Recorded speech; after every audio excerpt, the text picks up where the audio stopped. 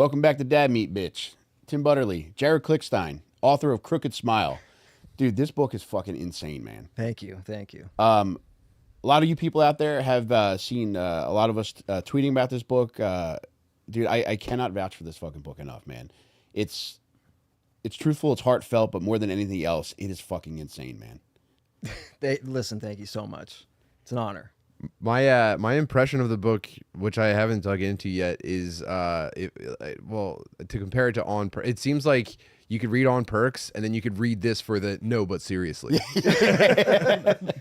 Well, yeah, I mean, listen, On Perks was great because I thought it brought humor to a situation that was fun. Like addiction, you know, the typical addiction memoir is like sappy and not like Hunter Biden's addiction memoir is probably not that funny.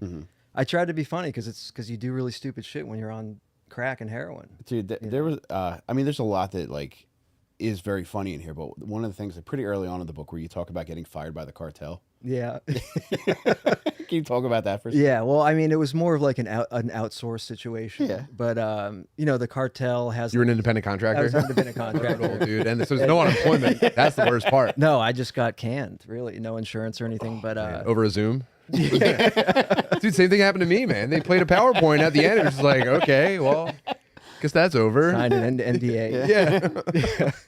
What's HR like in the cartel?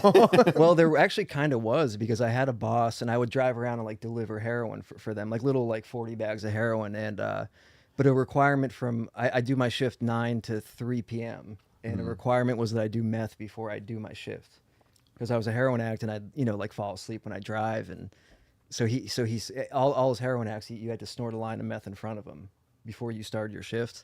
And I'd clocking in. Yeah, clocking in. Yeah. So you go in, you pick up, your heroin, you snort your line of meth, and you go out. But I'd never done meth before, so I like got rocketed. Is that with meth addiction? Is the meth line where you guys did all of your like catching up on TV shows and stuff? Yeah, we'd like catch up and go over business, and but basically he was like, you can't smoke meth, you can only snort it.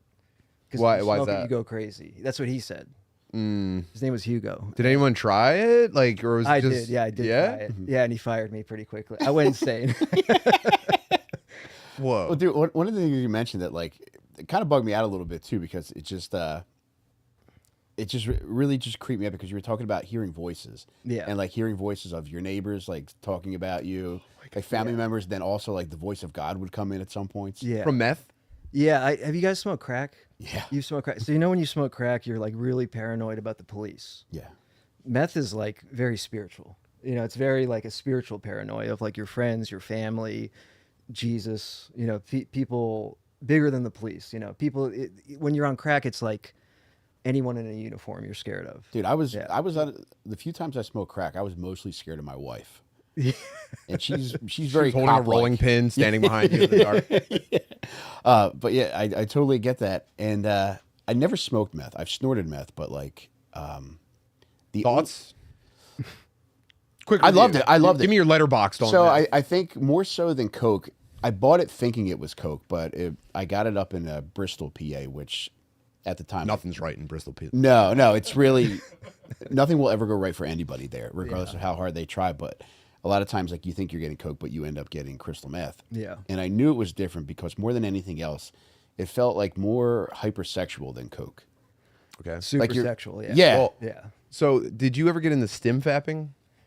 I fortunately had a concurrent heroin addiction, which sort of like Killed your sex makes drive? FAP, like no FAP. You're basically on no FAP, but I've seen people go into holes. I mean, first of all, it just makes you gay. Eventually, eventually you just become gay. Yeah. And like It drops the veil of heterosexuality. Exactly. Yeah. It's very like non-binary. It's very like fluid. Well, because the reason I'm asking because the paranoia. So I've been I subscribed to the Research Chemicals subreddit a little while ago. Yeah. And so I'm actually a mod. Well, have you ever stim fapped? No. Bro, that's all they're doing. Most junkies, from what I've gathered on Reddit, are just finding the perfect drug cocktail to make jacking off the best ever. And they're going 5-6 days without sleep, cranking the whole time. And I just read a post yesterday. It might have been on r/meth. I'm not sure. But this guy was like, I bought blackout curtains. Nothing's stopping them. Every time I goon on meth, my neighbors won't stop watching me. And it's like... then all the replies were just like, dude, I had the same problem. My family was coming to my house and like looking through my windows every time I was gooning on meth. And then eventually someone was just like, guys, this is just paranoia. Yeah, this isn't really happening to any of us. There was a time where my wife, like, she didn't explicitly forbid me from coming home because she knew I was out on a coke binge. And so I had to go stay at my parents' house. And it's like the shame spiral starts setting in.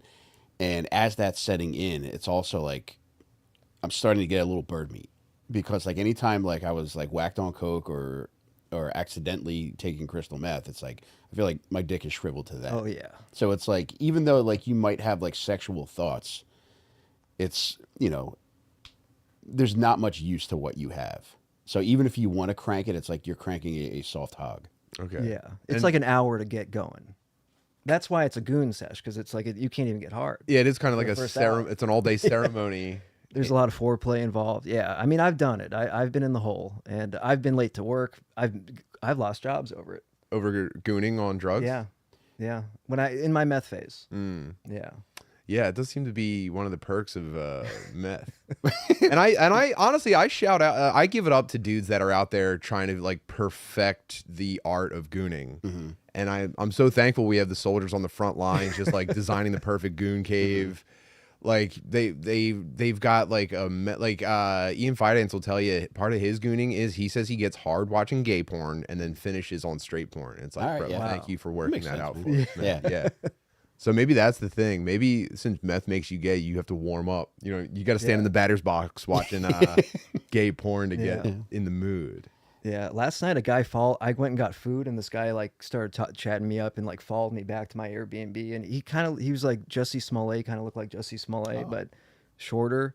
And he asked me if he could suck my dick in my Airbnb. That's a Philly hello. Yeah.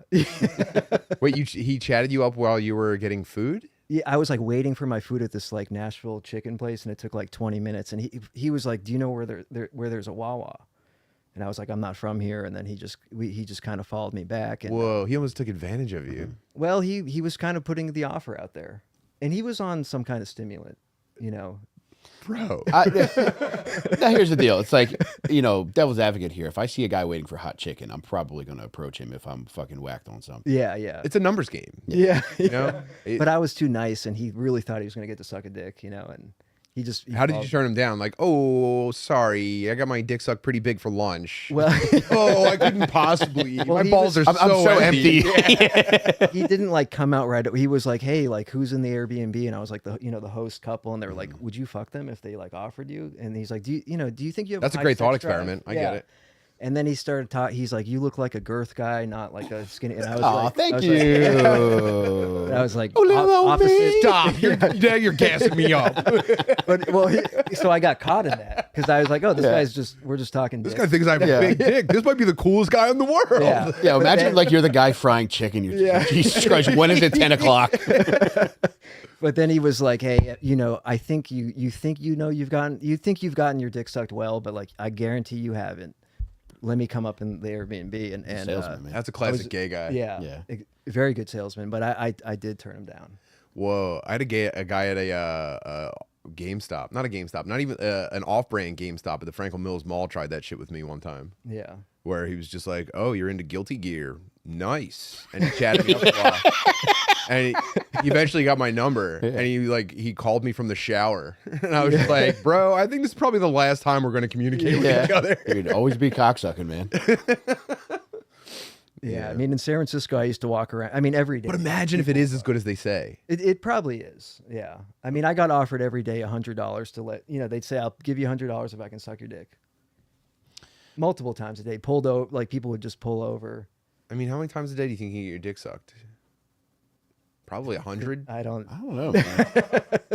If I have nothing else to do, I could probably get my dick sucked 100 times in a day. I'd probably say yes to every offer until I had enough money to buy a house. I think I was just too paranoid, and I always thought they're going to take me back to an apartment and there's going to be 20 guys, and they're not all going to suck my dick. You're like, look, I'd love to get my dick sucked, but my family and the police and Jesus have been following me all day. It's just not a good time for me. No, I've just heard horror stories of like homeless junkies get that offer, then they show up and next thing, you know, they live in a cage for like 2 weeks. And Oh my god. I've heard that Hey, story man. too many times. It's better than the streets. You know, Well- put me in a cage. You know, slide me some scrambled eggs on a paper plate under my cage Dude, door. it sounds like you're about to sing a Papa Roach song, man. And they're sucking me off. This sounds like paradise. Well, I think they're fucking you. I think that it's the bait and switch, classic bait and switch. Yeah. Yeah. Well, I guess if you're so horny that you could be tricked by the allure of getting your dick sucked phenomenally by a guy, and you get there and you find out, number one, there's no dick sucking. You go, oh, that's disappointing. And they go, also, I'm going to probably stretch your holes out. You go, well, that's not what I wanted initially, but I'm already here.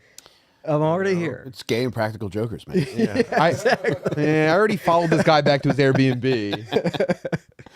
Impractical strokers. Yes. Thank you.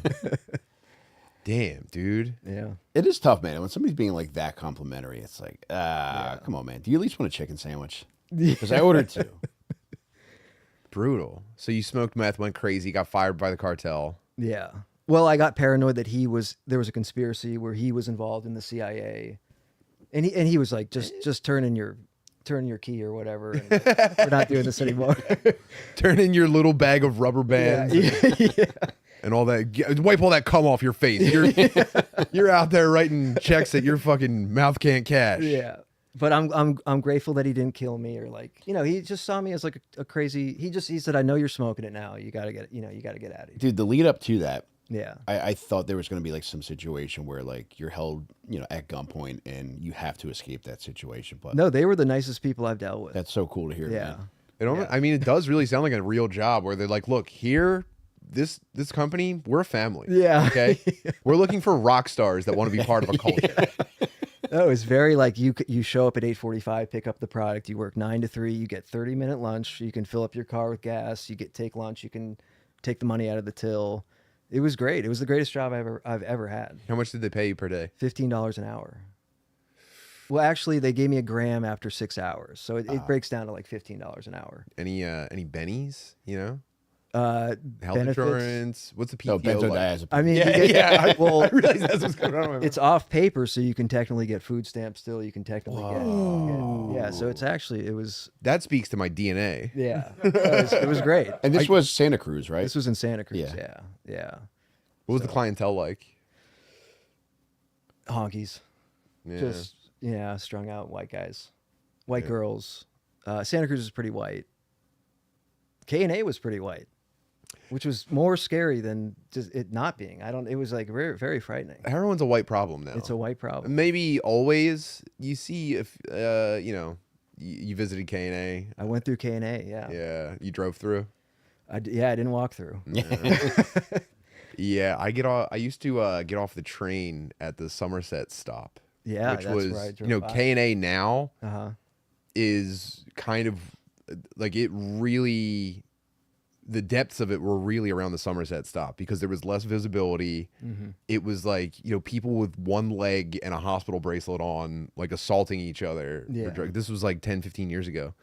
And now that that's spilled over, it's the entire strip now. But I would get off the train there every day and wait for Mary Jo to come pick me up.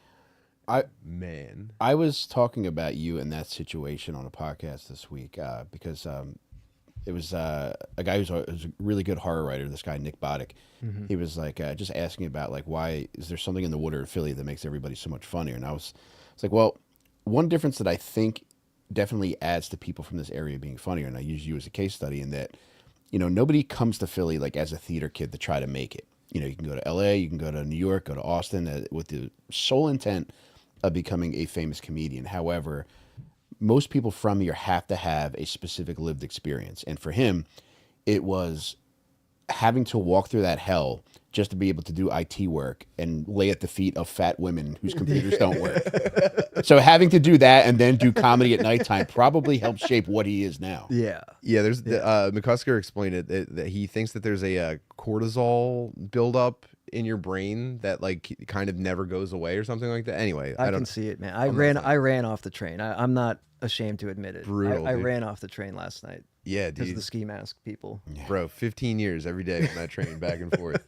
It definitely does something to you. But you said someone. So he said something really. One of the first things he said is, "Yeah, I spent some time walking around Philly last night." And he goes, "I thought Oakland was bad." Yeah. It's like, Well, bro. Oakland's like always in the news that it's like the worst city in America. But and listen, I'm not trying to say Oakland might be the worst city in America. Philly's not the worst city. I mean, it's a beautiful, great city, Yeah, I don't but think it's it's the worst. fucking scary. I mean, parts of it, Yeah, are it's a fucked up place, otherworldly. man. I mean, for a lot of different reasons. Like, yeah, it's like a choose your own adventure. It's like Yeah. you could have the culture, you could have the fun, you could lay on a blanket somewhere and have a wine and cheese fucking snack. But Oh, the dinner in Blanc, you know, Oh, yeah, yeah. where they take over like an intersection in the city and everyone shows up in like white tuxedos and has like a Michelin star dinner out in public. Oh wow. And it's like they have to shoo the piss-soaked homeless people away, Yeah. so people could set up these tables. We had a school closed down famously, and they opened. It was the Bach building, and then they opened like a pop-up restaurant on top of it, and people were just like the same people who were like, that's grim, man. we need like open use facilities or something like that, and it's like you're eating a Michelin star dinner on top of a like repossessed school. Like, shut the fuck up. That's the real problem with Philly. It's not that this is like an irredeemable shithole. It's like the finger waggers are just like completely clueless. Yeah. And most people from here, I think, are lead poisoned retards, and we've just been like shushed and told to eat it. By these like super smart geniuses who I don't think could be worse for us. Yeah. Similar San Francisco, similar situation. It's probably pretty common everywhere you yeah. go. He said someone shit on his car, but he was having a hard time identifying the species. Well, I was like under those, giant like steel train train platforms, tracks, and then just like shit came down. It could have been a bird. It's probably a bird. What kind of volume are we talking about? Like, It was a enough to volume splash? for like. It could have been like I'm dope sick on heroin and I just let out a squirt, or it could be a bird. It was like the similar volume. Do you think there's any chance it might have been the guy who you wouldn't let it suck your dick last night? I mean, he could have. Yeah, that could have been it. I don't know. Oh my God, man. Jump on your hood and say, "Can I use your bathroom?" Brutal, man. Yeah, Wow. but no, it's a great city. It's just it's like there's a working class. I haven't like seen one of those in a while. I don't know who the working class is in Oakland. I don't. Well, you said No one's working. Oakland's more of like a dead city. Yeah, it's kind of dead. I mean, there's like pockets that are cool and have a few restaurants, but it's just like the Raiders left, the A's left, the Warriors left, people kind of left, and then the leftovers are like still there. What gave like Oakland any vibrancy that it had? Was it the teams being there and people having a reason to go there, or? I've always wondered that. Like, why are there three major teams? Yeah, it in always seems Oakland, strange to me. California. I think it was just the main suburb of San Francisco. Okay. And there are, it's like 500,000 people. I don't know. It was very odd that we have like Oracle, like we have some computer companies and stuff, but and it's beautiful. Like it has beautiful weather and everything, but Philly like gave me chemicals like releasing in my brain, like the cortisol. Good or thing. bad? Yeah. Good. Yeah, I mean, it was yeah. good. It was bad. It was. Yeah, your brain creates like a chemical shield for itself. Yeah. So that you don't have to like really process what's going on around you. Yeah. We had a human feces problem where regular people were getting hepatitis from the amount of infected shit that was on the sidewalk. Oh, yeah. Like they were unknowingly tracking it into their homes and developing hepatitis. And that's something I would kind of like run on that if I was like a politician. Yeah. Like people run on Duncan, you run on hepatitis shit. This is the most complex city in the world, dude. You're picking up hepatitis just from living here, bro. We need new solutions. Well, we have it. Skid Row had the plague outbreak.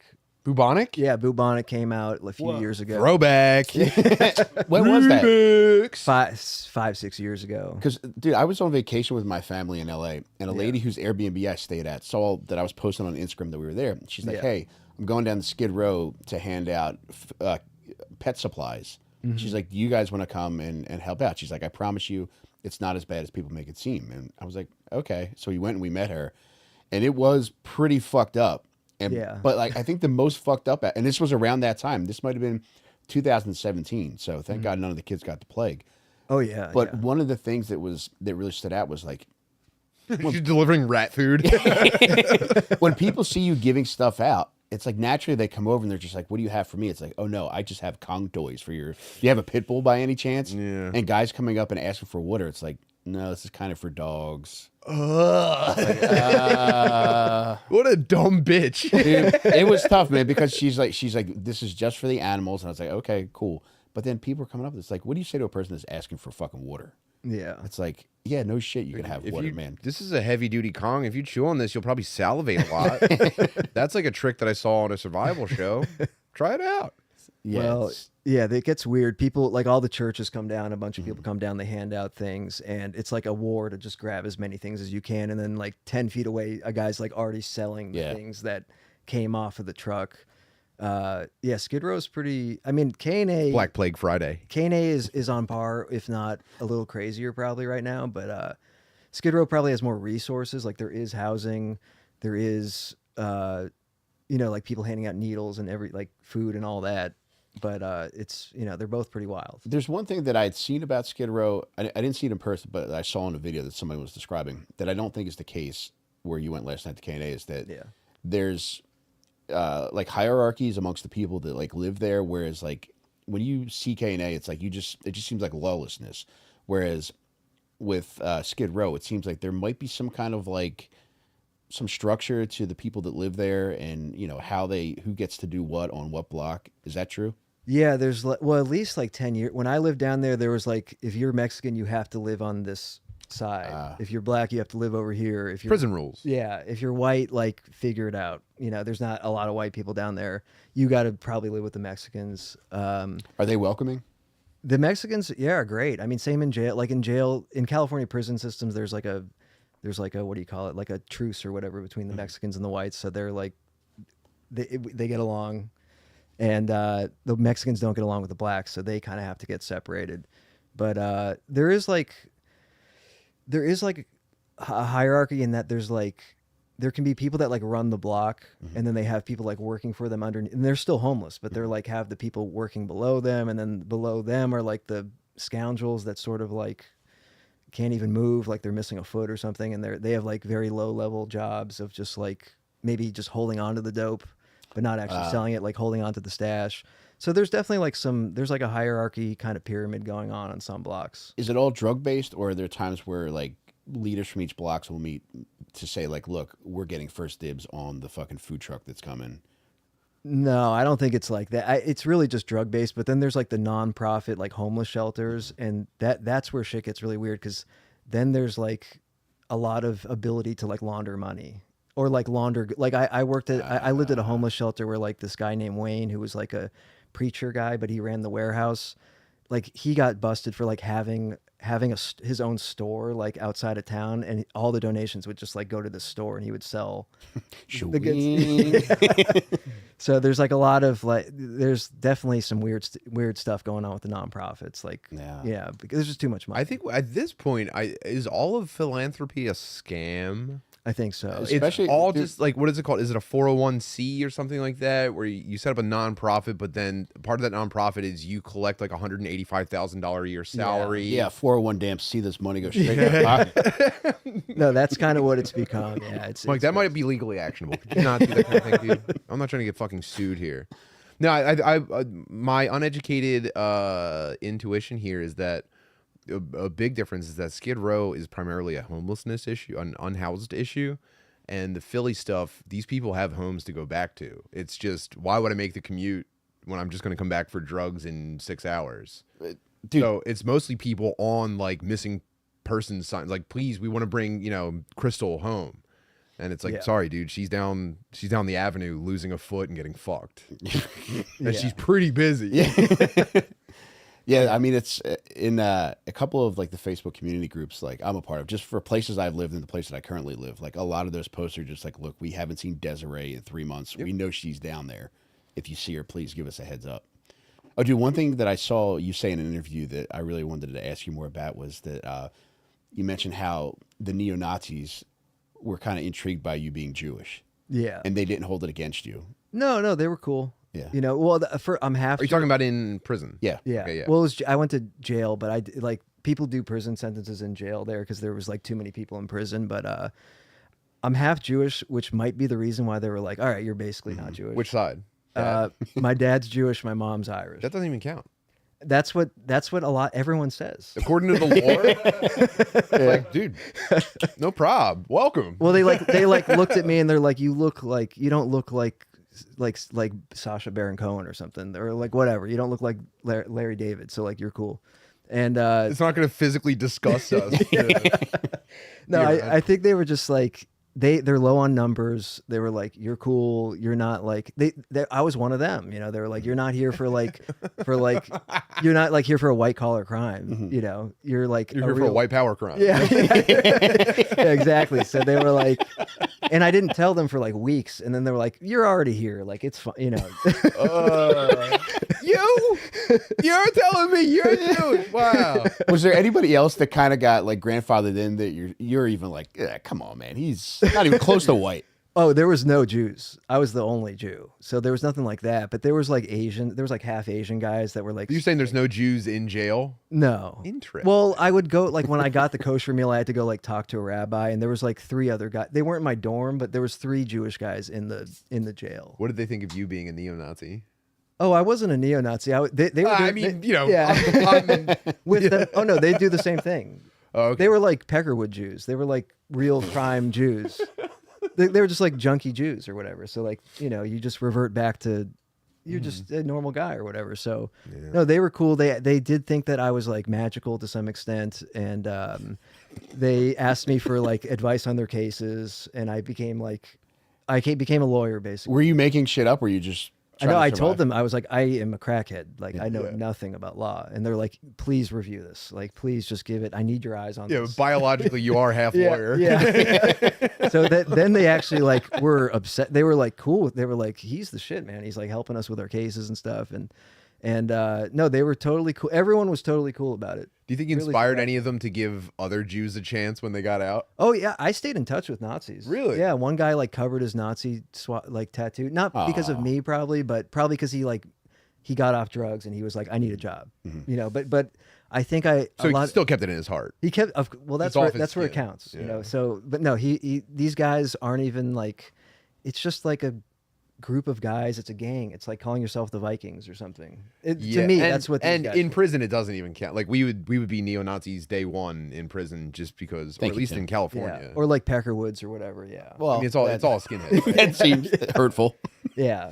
So if I learned anything from Big Herc, it's like you don't have a fucking choice. Yeah, exactly. Big Herc. I ran into Big Herc at an LA Fitness. No, you didn't. Oh no way! Yeah, I saw him. What? Yeah, he's cool. He's a cool guy. Wes Watson. He seems like the coolest guy ever.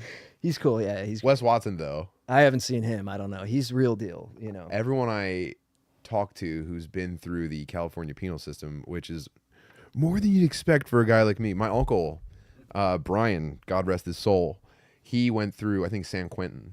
Okay. And he said Wes Watson was so full of shit.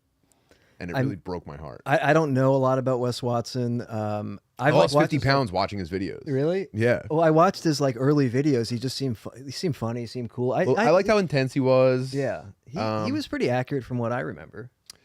Yeah, I think maybe he was just he might have been overselling it, and it might have been off-putting for other people who were actually but also it changes generationally. Like maybe your uncle was kind of like older than Wes Watson. I don't know, but you know, it's probably even different right now because I was in there right as Trump was like running for president.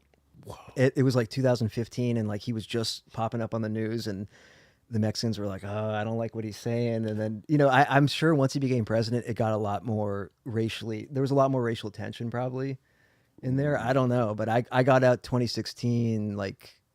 Damn, you didn't get to see the finale. You didn't get to see how it printed. No, but I got to see it like build up, and everyone, the white guys, no one like really was into him. But one guy, like the smartest guy in the dorm, was like, Trump's gonna win, and I was like, you're retarded. Dude, was there a part of you that was like fighting with the people telling you could leave, like you're arguing with your mom? Like, come on, mom, 5 more minutes. I want to see how this plays out. Yeah. Oh, like to stay there? Yeah. I didn't want to leave. Commit like a minor assault just to stay in a little longer. I wanted to go to jail because I couldn't get off heroin. Mm-hmm. You know, I was like, rehab ever a consideration? Well, the rehabs, like I didn't have health insurance, so like I had to you had to call every day and get on a waiting list, and it took like months, and then you'd like get the shit kicked out of you and get your Obama phone stolen, and then it's and then you have to call and they're like, it's a new number, we have to start you over.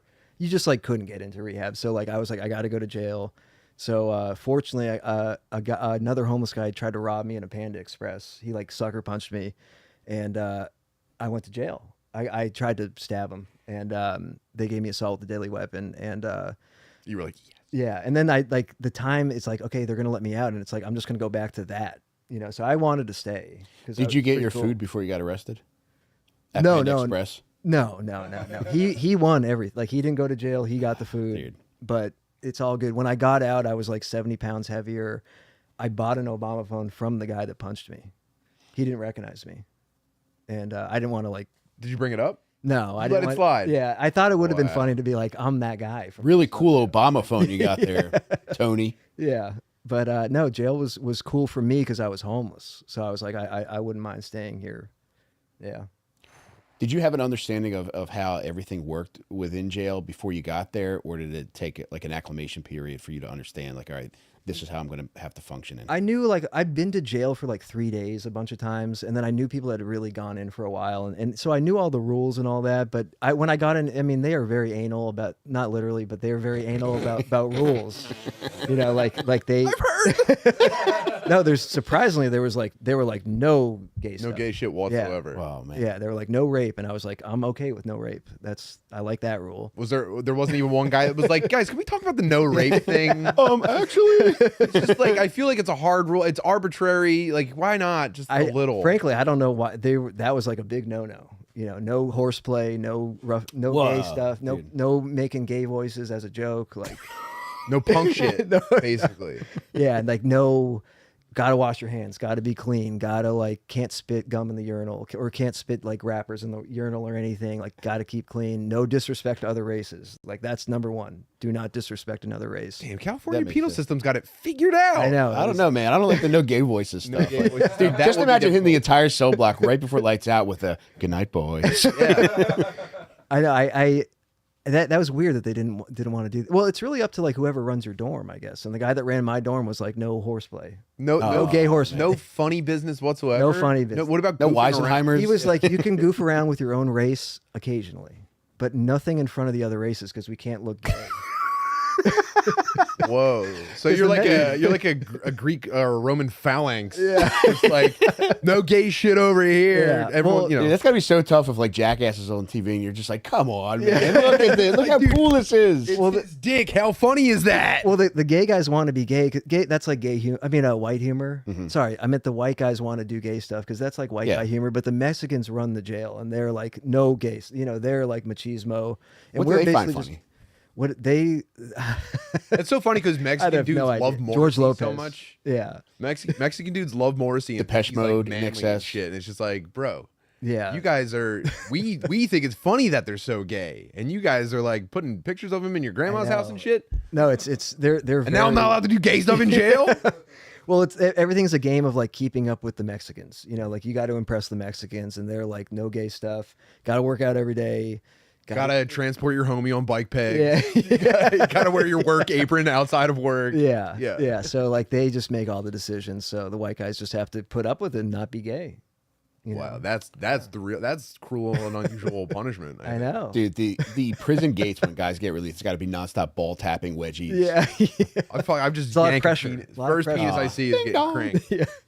No, and you're in the shower with like 20 naked guys, and you just have to be all serious. Yeah. And you can't talk about people's dicks. That's like another thing. You know, Not there- even in a complimentary way. Nope, no. Oh, well, probably especially. Yeah, I mean, there was a guy named Boo Boo. Not even like a nod, just like No, there's not even eye contact. Oh my You can't do eyes to dick or anything like that. And there was a guy named Boo Boo who was the shot caller of the Mexicans, who was like the scariest Mexican guy of all time. how tall And was he? He was probably well. That's the thing. He was probably 5'10", 5'6"? 5'10". Okay. So, but he was like crazy jacked. Aztec build. Yeah, probably like 42, crazy jacked. Penis the size of a peanut, like the craziest dick I've ever seen. And he'd walk around in the shower like waiting for you to look at his dick to like he was just waiting to fuck someone. What you up. think of my dick, man? Hey, boo You think boo. my penis is small, man? But it I was think like, my penis is normal and he's big, man. And you think this is my see you looking? I feel your eye contact on my penis, man. yeah, there was like he was like unwritten rule, like no talking about Boo Boo's dick in private.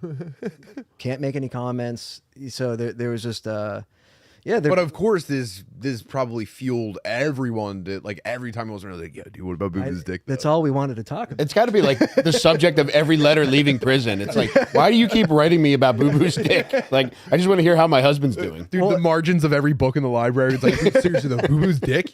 Well, it was like uncircumcised and so small that it looked like a clitoral hood. Oh my I mean, God. it was like, is he trans? I mean, I'm picturing this. no, smaller. Oh, come on, Boo Boo. Boo Boo, no. Thicker than the tip of that, but not longer. Oh, no. Than the Yeah, tip I'm of figuring this is the foreskin and this is the head of his very tiny little penis, man. All right, well, lengthwise, that's a very normal penis. Yeah, Those guys have, so. No, it was. I'm telling. I hope Boo Boo doesn't hear it. Boo Boo will kill me. Oh, my He's in the God, live dude. chat. He just sent a $5.99 super chat saying, "Why don't you say this shit to my face, man?" Well, Jared, please know this is the gayest podcast known to man. I know, So I know. anybody who's not into that gay shit is really putting on No, it's airs. a buzzkill. Basically, no podcast behavior in the No claim. podcast Oh, behavior. man. Brutal. But when you get out, it's like mandatory start a podcast. It seems like leave the mafia, leave jail, start a podcast. Well, I mean, Wes Watson has what, 10 supercars? Yeah, he makes $67 million a day. I'm not going to argue with him. I'm not going to argue with him. No. She's shoulder definition insane. Yeah. Dude, what kind of value did your kosher meal hold? Yeah, so that was, I went in and my last name is Klickstein, which is like pretty, I guess, Jewish, but I don't look that Jewish. So people are like, okay, he's German. So I went in there and was like, they were like Klickstein. And I was like, yeah, that's my name, and they're like, you German? And I told them I was German. So they got very excited about that. And I just kind of ran with that for like 3 weeks. And then I found out that there was a kosher meal and that it was okay to be Jewish because there was this other guy, Lou, so there was Lou. Lou was another Jewish guy in my dorm. So, L-E-W? no. I had to check. Maybe. I don't know. I actually never saw him, right? I would bet. But so he told me about the kosher meal and he was like, yeah, they're totally cool with it. Like the Nazis are chill now. And so then I got it. And you went, wow, okay, it seems like they should probably update everybody on that. Yeah. See, I mean, I bet you that would go over pretty well with the general public. Yeah, no, in fact, they were really nice to me, actually. But yeah, so he was like, go talk to the shot caller, Ian. And he was like, Ian's going to have like 3 guys. Ian? The Yeah. Shot caller. They're like, he's going to have 3 guys. Hey, look, you got to check in with Bryce, okay? Or he's going to be fucking pissed. That's nuts. Oh, his name was Ian Suvagian. So it's like, are you even white? Like he was the shot caller. He was half Armenian. So He's actually the 3rd backup singer in System of a Down. yeah. But I hope he doesn't kill me either. But yeah, so Wake up, grab your brush. No, absolutely no gay shit. So Lou was like, Ian is going to get 3 guys to beat the fuck out of you for 23 seconds as a punishment for lying about being Jewish. So I said, okay, I'll go do that for the kosher meal because it's worth it, Mm-hmm. And I went and talked to Ian, and Ian was like, I'm half Armenian. I don't really give a shit. Just get the kosher. He was like, just get the kosher meal. I like the chicken meatballs on Thursdays. Just give me the chicken meatballs on Thursdays. And there's no punishment or anything. So I got it, and it was worth a lot. It's the most valuable thing in the dorm Is the kosher meal. besides like drugs. Once you had the chicken meatballs, did you Yeah. consider taking the beating and saving the meatballs for yourself? No, he Yeah. just I didn't want to get beat. I never got beat up in there actually, but as an abatement, since I'm Do you ever small- regret that, though? Do you ever go, Well, imagine I got- taking a jail beating? Well, there was a race riot one When in time, Oz. so I did get beat up, I guess, in like a riot because a Mexican guy gave a face tattoo to a white guy, and the white guy was That's like jail Romeo and Juliet. exactly. It was like a very beautiful moment that quickly melted down because the white guy was like, I don't think it's a good tattoo. Oh no! And the Mexican guy just started punching him. And then whenever there's a altercation between 2 races, everyone of each Clear race the benches. is clear the benches required, or you get punished twice as hard after. So, and I was like making food with Mexican guys, and then like the race riot kicks off, and then they look at me, Drop and the I gloves. look at them, and they're like, Now, did you guys kind of like pull, like, all right, let's just make it look like we're really digging into each other? Well, we had like joked about it before. We're like, if there's a race, because I was like, I cook with these Mexican guys every day for lunch, and they were like, if there's a race riot, like we're gonna have to beat the fuck out of you. But they're like, we'll just like hit you a few times, and you'll just like roll to the wall, and just they're like, we don't like. oh, I'm gonna get some shots of myself, actually. You're pretending like you're wrestling just to talk about Boo Boo's dick. Yeah. But they're like, we don't like Ian, like we hate Ian. We just want to beat the hell out of Ian. So like, we're not concerned with you. But so you don't get in trouble. Look like you got Ian's your help me out real quick because I want to make sure I keep up. Ian is the shot caller. Is there a shot caller per race? Yes. Okay. And then every night at like 10 o'clock, it's called radio, where they do announcements, like events and announcements. White people still number one. And they all like take Over to turns. you, Javier. It's very odd. And then the Asians like don't get one.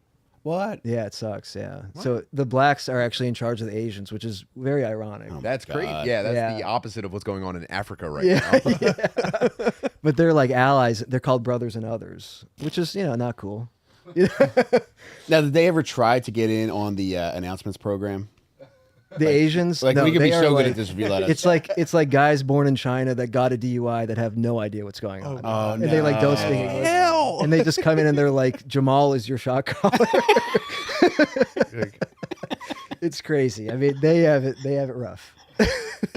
Oh my god. But like when someone breaks a rule,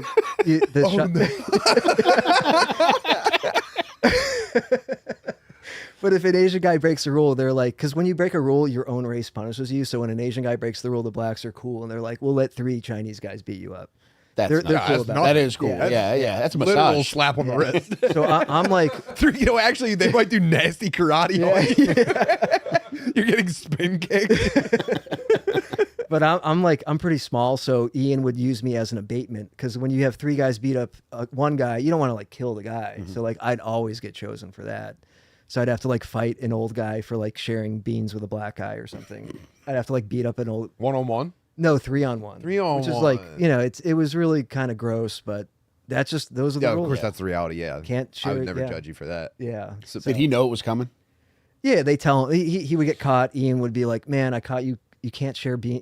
You get like a warning, and then the second time it's like, "Okay, we're gonna do it's called a boo bop," and it's like you got to go in the corner. Boo bop. And they get 3 guys to beat you up for 23 seconds. Why 23 seconds? 23 is the W is the 23rd letter in the alphabet, which stands for wood. I hope, not white. I mean, I think it's just wood. Sure. I got a Go with that. 23 tattooed on my fingers after the race riot for my brave participation. That was your badge. That was your medal. Yeah, of I honor. covered it, since I got out. I had a 2-3 right there. So, listen, it's hard because it's like I was just like a homeless junkie that no one cared about, and then all of a sudden, like, pretty scary guys thought I was kind of cool, a little bit, and it was hard to not be like, should I just like run with this? Mm-hmm. Should I just like try to go to prison for the rest of my life and be like, have friends, basically? Whoa. Yeah, it kind of makes sense in there. Yeah, you feel bad for these kids. Like these Nazis, like their dads were just tweakers, and like they didn't have a family, and like they go to juvie their first time, and like a cool guy with a swastika tattoos, like, hey, come under my wing. You finally feel accepted. So I don't like no ill will. It's like broken families and broken childhoods. You can't get mad at these people. How quickly would they push you into action? Oh, Ian would come and be like, hey, this is what happened. Like, we're going to wait for like the guards to switch or something. And then like, you have to go, sometimes it was hours in the making. Sometimes it was days in the making, Man. and, yeah, that's just how it was. Did anybody get creative when you had days to plan? Like, guys, I had some ideas for this beating. Like a Home Alone beating? Where No. you're tying a pink hand to the fucking doorway. Yeah. No, what 'cause if we're all singing Smash Mouth All Star while we do this one? Well, a lot of it was like, hey, like John didn't wash his hands after he pissed, and a black guy saw it, and then the black guy told his shot caller, and then that shot caller talked to me, and out of respect for the blacks, like, we have to beat up John for 23 seconds. It was very like operational. That's and so tough, man. Yeah. Like, especially if like you're one of the Chinese guys, the Yeah. Chinese DUI guys, where you're trying to explain to your black shot caller, like, you just saw a guy not wash his hands after he pissed. Yeah. I mean, there are like gangster Asians, but there's like half of them are like guys that were like here on vacation Oh man. that like crashed too a rental car, and now they're just like going to Crash their rented Honda Odyssey. Yeah. So it's weird. The race stuff is really weird. But you just got to do what you got to do, and they were cool, and then but when you get the kosher meal, there's like Jewish people it's not the Jewish meal. You know, it's a meal for people that are kosher, which like no one in my family's kosher. That's like weird. You know, you got the weird hat on and everything. That's like real deal Judaism. So you had to meet with a rabbi and prove that I was one of those Jews. And he was like, "You're a crackhead," you know. And I was like, "Well, I'm finding God and like I'm trying to get my life right." And he was like, you know, so you actually get tested by a cop first before you can even. Could you talk also to the bless rabbi. this heroin while I'm here? Yeah. Well, they get this because like everyone wants the kosher meal. So like there's like you have to go test with a cop, and the cop has like a questionnaire of like rare holidays that Oh my God, most people dude. don't know about, and you're in there with like 4 black guys that are also trying to get the kosher meal. And you Yeah, know, I'm excited to celebrate Purums. see they'd ask you about pork. I'm getting the kosher meal. So then after that, then you go meet the rabbi, and then he gives you like a yarmulke and stuff. And like I've never like worn a yarmulke. Which might as well be a bullseye. Exactly. So I like hid it. I like hid it under my bed, and then someone saw it, and they're like, "What the fuck is that?" You know? And I killed one. yeah. No, No, it's not mine. Well, I was bunkies with the Mexican shot caller. I was like his top bunkie, so he saw it. Wait, so you bunked with other races? Yeah, because you're kind of assigned a bunk by the cops. Right, gotcha. So unless it's like a real problem, they'll do some switcheroos. But every night there's like bed check, so you have to be in your bed, like your assigned bed. So No funny business. no switcheroos or anything like that. Really at bed check, but then you can switch back. Did you ever consider eating your yarmulke? No, I just held on to it, and you know what was his name? So there was Boo Boo and Cito, who are like kind of co-shot callers. It was a weird situation, but Cito saw my yarmulke and was Assistant to the shot call. yeah, exactly. Yeah. So Cito was like, "Hey man, like what is that hat? Like what kind of power does that hat have and stuff?" And he eventually asked if he could You know, the weather and Hollywood. Yeah, it's a prison sorting hat. So, yeah, exactly. What house are you going to? Neo-Nazi. So he was like, "Can I wear it when I gamble?" Chinese black guy. So it was like this magical hat that everyone actually was like pretty intrigued by, as opposed to like, "Hey, I'm going to kill you for wearing that hat." I actually never wore the hat. Yeah, But probably other luck. people, a lot of other people wore the hat, including Nazis. You know, they'd ask to wear it when they gambled, and it would bring them. Anything with money. Whoa. Anything with money. So yeah, it was cool. It was like this kind of beautiful experience where like Mexican guys were wearing the hat, Nazis were wearing the hat. So you're a bunkie. cool. You're bunkie with Boo Boo. Cito. Sorry. Yeah. And what's your data? Do you guys just ignore each other? Do you talk at all? No, he helped. I was really dope sick when I came in. So the white guys were not cool because they're all tweakers and they hate junkies. They hate heroin addicts.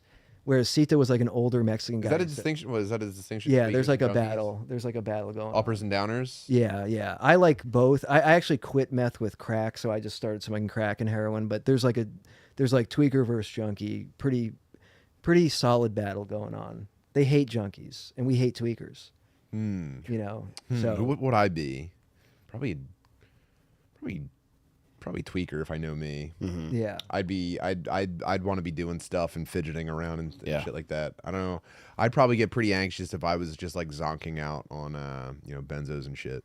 Yeah, tweakers are better. I mean, they're productive and they can Especially do in prison, things. man. Team Yeah, Tweakers got to exactly. be where it's at. Yeah, I'd have my legal case figured out in 48 hours. Yeah. Straight, no sleep, and I'd have time to stim fap.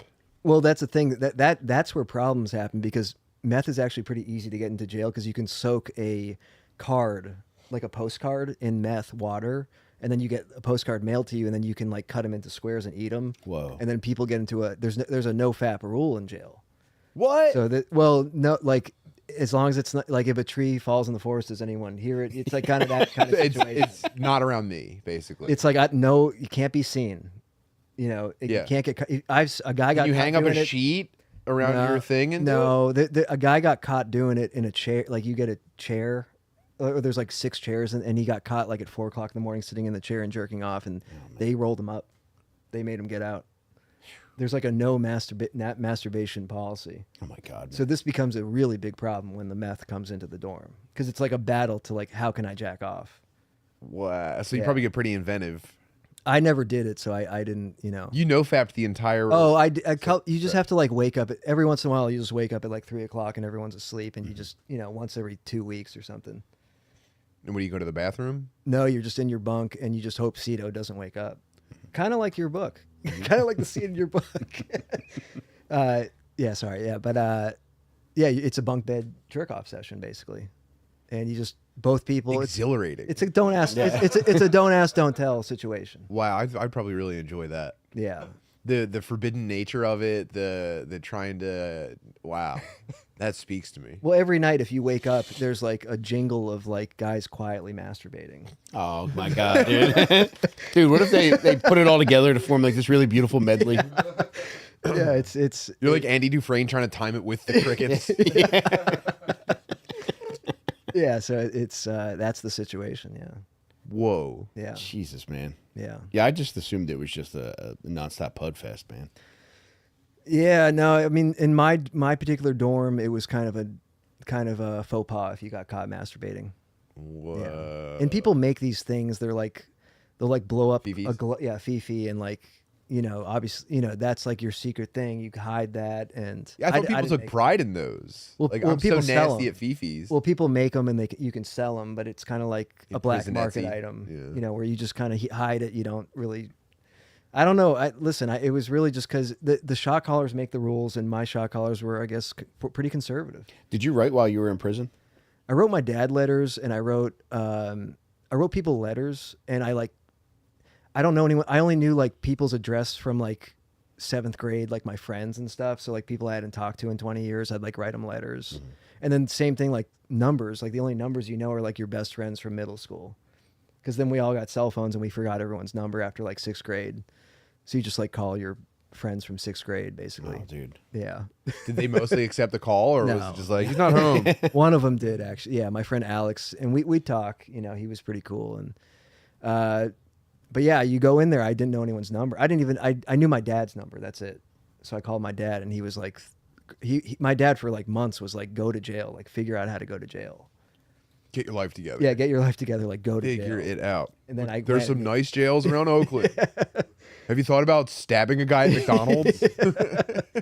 Well, because he knew like that's the only way. Because he was a heroin addict, so he's like, you just got to go to jail, man. Yeah. So yeah, I was randomly assaulted by a homeless guy, and I figured it out pretty quickly. He was just trying to get into jail. He was very clearly on, I think, PCP. Yeah. And I think he was looking to get locked up.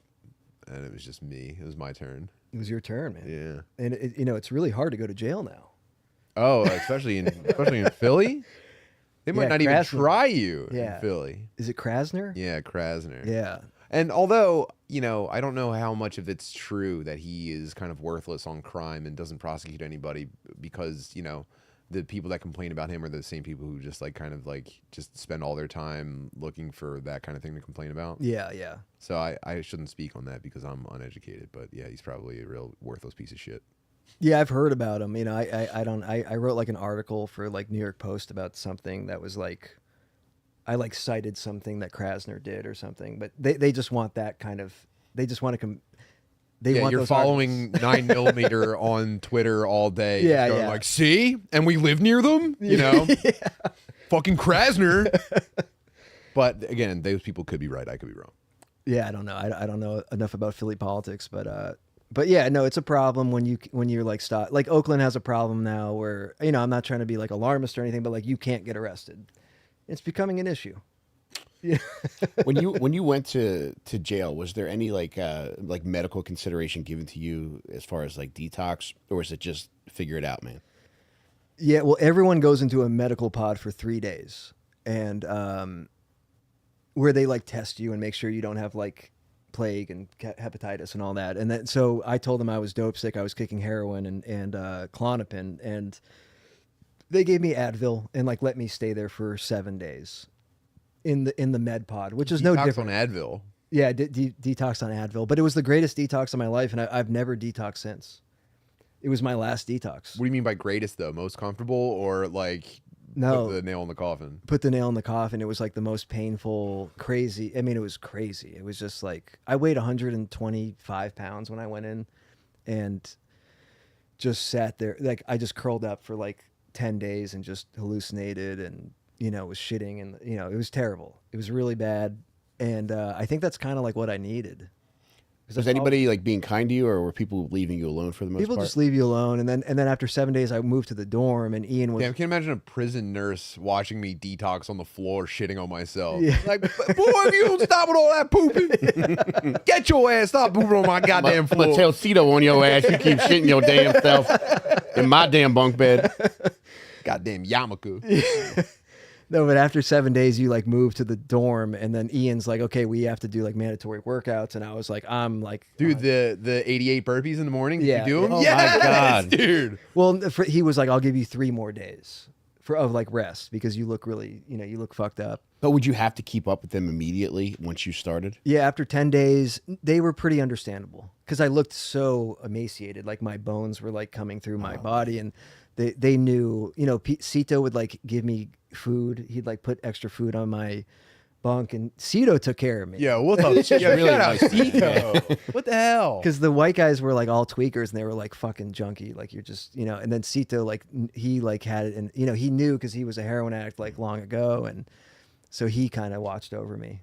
Whoa. He was like in that, remember in Half Baked, like Tommy Chong is like looks after the other. He was kind of like my Tommy Chong. Oh, dude, that's so cool. Yeah, Damn, shout out Cito, man. yeah. Cito was cool.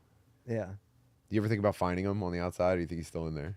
Well, the Mexicans don't use their real names in there, so like I don't remember anyone's real name. Everyone has a nickname, So like I can't find. Everyone just has like Dreamer or Smokey. Or Oh, like cool. everyone has Ooh, like a Dreamer's retarded name. nice. Was it just Mexicans that got to do that, or did you get to White craft your guys, own? if you're like extreme, you get a name. Were you thinking about becoming so extreme that you could give yourself like a basher? Or something like It would have that? been cool. Chop saw. I got Sick Boy for a while, Oh, which is cool because I was like dope. Coolest sick guy as hell. in Trainspotting.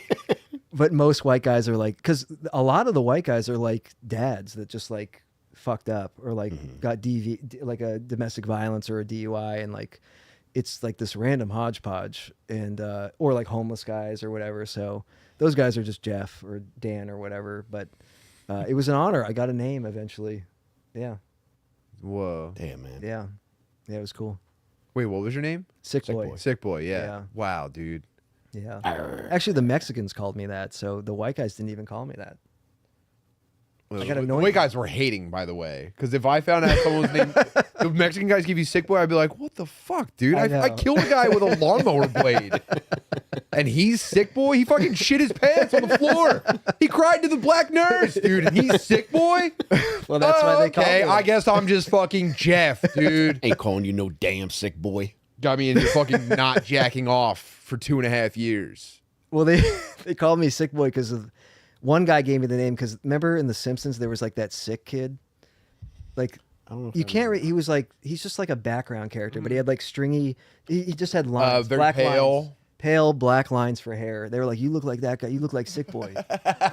So it wasn't a train spotting reference. Did you ever get somebody named so badly that you were just like, I don't want to be a fudge parade. No, no, no, no, no, no, no, no, please no. Well, there was a guy named Sick Fuck who gave me the tattoo. He That's gave me, cool. and he had Sick Fuck on his hands. I like that. Oh, come on. Those are Yeah. the best knuckle tats Yeah. ever.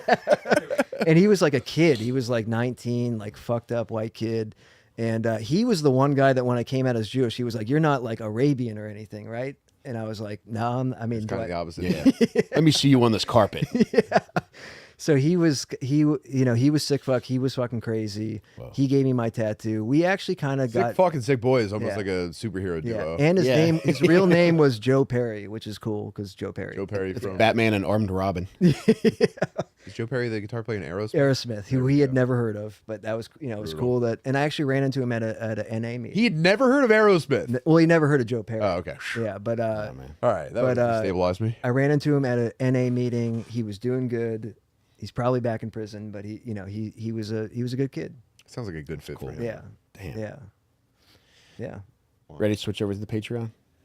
Yeah. Sure. Cool to hang around? Cool. Yeah. Thank you guys so much. Dude, I can't thank you enough. Like, you're so Can't interesting thank you to me, enough. and it's please speak about your book, but also tell people where they can get Crooked Yeah. Smile. I got mine off Amazon, and yeah, the first 5 people that hit me up on any social medias, I'm going to send you copies of Jared's book because this book is so fucking good. I can't vouch for it enough. Thank you, Mike. Yeah, if you want it, just go on Amazon. I think that's the best route for me to, for me and my publisher. That's what my publisher told me. He just said, get it on Amazon.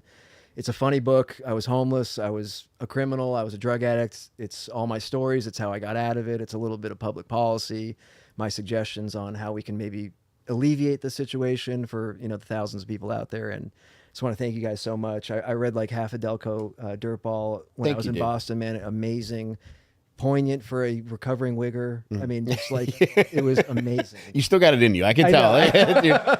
It might bring it Yeah. out. I don't know, but it wonderful. And On Perks, of course, just a classic. Thank you, brother. I appreciate you. And thank you guys. Thank you guys. Dude, thank you so much for coming over. Thank you. This is nuts.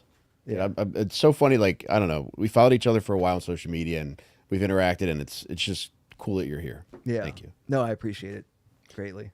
I just while I got you guys here, I would love it if you came to see me do stand-up comedy. In a couple of weekends, the weekend of August 23rd, I'm gonna be in Louisville, Kentucky for 2 nights. At Never Say Die Bar. And then that Sunday, August 25th, Columbus, Ohio, at the Funny Bone. Wow, these people are actually saying yes to having me. How cool is that? You should come to the shows, timbartley.com. A couple weekends after that, I'm in Portland, Maine, Boston, Massachusetts, New Britain, Connecticut. Then I'm going to Janesville, Wisconsin, Tacoma, Washington. And this week, I'm posting links I'm doing 3 cities in Colorado. And more to come from there. Go to timbartley.com. Follow me at Tim Bartley on everything. Tonight and Friday night, I'm doing Twitch streams. We're having a good time. Tonight, I'm planning on playing a game called The Drowned God. It's about a conspiracy that all of human history, I think, was fabricated to hide the existence of aliens or something like that. And the guy who made it ended up murdering his wife by stabbing her 30 times before stabbing himself. So we're going to have a little bit of an interesting deep dive in that. And then Friday night on Twitch, we're doing episode 1 of Metal Gear Solid, where I forced my wife, Mary Jo, to play through all of Metal Gear Solid, the entire series. She is not particularly gifted at playing video games, and I think she's really going to despise some of the takeaways that I've found in Metal Gear Solid, and I think it'll be a real joy to put her through the paces. And I'd love for you to join me, twitch.tv/TimButterly. Thank you very much. Yeah, I think Funny Bone might be a good jail nickname for you. Ooh, but you can't be about the funny business. Well, it's a different kind of funny. I might be Serious Bone in jail. Nah. Funny Bone, I don't know. Let's see. You got Funny on one hand. You might have to go with Funny Boner to even it out on both sides. You'd be Punny Bone. Oh, thank you. Got his ass. Thank you. All right, brother. Thank you to everybody. It's about Delco Dirtball. I got a new cover. This one fucking rules, man. You can buy it now at onperks.com. I have the print copies, ebook copies, and audiobook copies. I'm doing a fun promotion too. So I'm going to pick one person to come to Lincoln Financial Field to watch the Eagles season opener. They're playing in Brazil, but they're opening the stadium to fans to come watch the game inside the stadium. I got 3 tickets. It'll be me, you, and Drew Montana. I'm picking one person to do that, but anybody who's bought Delco Dirtball is welcome to come tailgate with us. That's happening on Friday, September 6th. The game's at 6 p.m., so we'll be tailgating there all afternoon. Just buy a copy of Delco Dirtball. I'll let you know where to meet us, and then I'll pick one person from that lot to come inside with me and Drew, and we'll raise holy hell. I got some live shows coming up. Going to be in Dallas next week, Wednesday, the 21st, and then Thursday I'll be in Austin, and then in October, me, Del Calo, and Jake will be in Sacramento and San Francisco at the Punchlines there, and I can't wait for that shit. So, but yeah, we're about to head over to the Patreon. If you go to patreon.com/dadmeatpodcast, you can join us for more. Jared Klickstein. I'm sorry, Klickstein. And yeah, it's pay whatever you want, man. Just if you want to pay $1, come over there. Just pay the $1. Come chill with us. We're gonna be talking whatever you guys want to talk about, more fun stuff. And yeah, Jared and I are gonna beat Tim into our gang because we made a gang before you got here. What the hell? In your own house. I didn't even know it was happening. What the fuck? Yeah. I gotta check with my shot caller, MJ. All right, back more with Jared Klickstein, author of Crooked Smile. Check us out over on patreon.com. See you guys.